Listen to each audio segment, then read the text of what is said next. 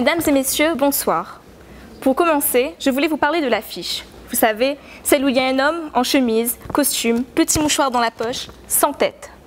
Oui, un homme sans tête. Je me suis immédiatement dit que ce n'était pas plus mal, comme ça ne parlera pas. Parce que peut-être que nous, les femmes, nous parlons beaucoup, mais vous, les hommes, vous parlez pour rien dire. Et c'est très agaçant.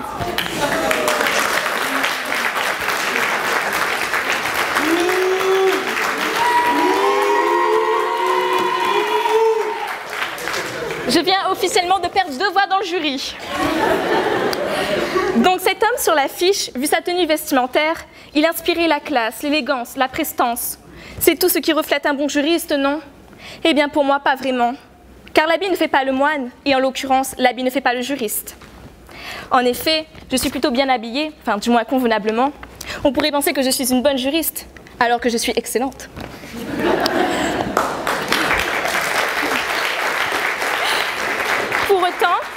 Pour autant, si je m'étais présentée devant vous déguisée en clown, qui d'entre vous m'aurait prise au sérieux? À vos yeux, je n'aurais eu plus aucune crédibilité, alors même que mes capacités à être une bonne juriste n'auraient pas disparu. L'apparence est donc trompeuse.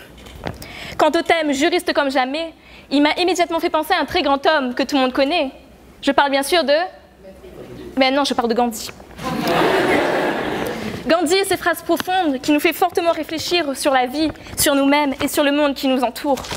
En effet, Gandhi disait « Sapez comme jamais, sapez comme jamais ». Oui, parce que Maître Gims s'appelle Gandhi Juna pour votre culture personnelle. J'avoue, c'est une blague un peu pourrie, mais bon, voilà. Donc selon moi, et je reviens à ce que j'ai dit précédemment au sujet de l'affiche, mais je le dirai de manière à faire honneur à Monsieur Maître Gims, être sapé comme jamais ne fait pas de nous un juriste comme jamais. Mais alors, qu'est-ce qui pourrait faire de nous un bon juriste? En cherchant de quoi m'inspirer sur Internet, je suis tombée sur le blog d'une directrice juridique. Et selon elle, la qualité essentielle que doit posséder le juriste est la créativité. Je trouve cette phrase totalement vraie, totalement profonde.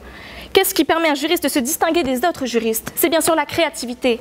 Cette capacité à voir plus loin que ce qu'on lui a enseigné, cette capacité à pouvoir anticiper et en l'occurrence à se dévoiler là où on ne l'attendait pas. Alors, face à un thème comme celui-là, comment aurais-je pu ne pas participer?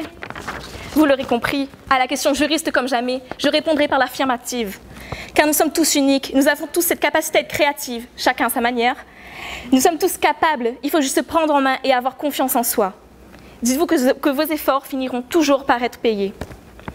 Moi, par exemple, quand je me force à faire mon TD, je me dis, allez, arrive jusqu'au B et puis tu pourras écouter une petite chanson tranquille. Mais voilà, l'effort, la récompense. C'est d'ailleurs pour ça que je prends des heures à faire un TD, puisqu'au lieu de me permettre une seule chanson, j'en écoute 10. Ouais, je me récompense beaucoup en fait, je trouve que je suis méritante. Oui, il y a des jours où on ne se sent pas à la hauteur, où on échoue. Mais franchement, qui ne s'est jamais cassé la gueule ne serait-ce qu'une seule fois en droit des obligations? En finances publiques, je n'en parle même plus. Hein.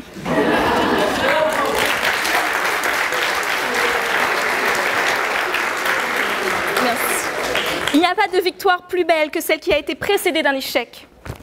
En tout cas, si les professeurs ou les chargés de TD ne croient pas en vous, et que vos parents non plus ne croient pas en vous, là j'avoue ça craint, c'est un peu triste pour vous. Bref, mais si personne ne croit en vous, sachez que pour moi vous êtes capables, car nous sommes tous uniques et par conséquent, nous sommes tous des juristes comme jamais. Et pour conclure... C'est ma copine, c'est pour ça. Et pour conclure, je vais finir avec une citation qui, j'espère, vous poussera à persévérer. C'est une citation de Gandhi, mais le vrai cette fois-ci. Hein.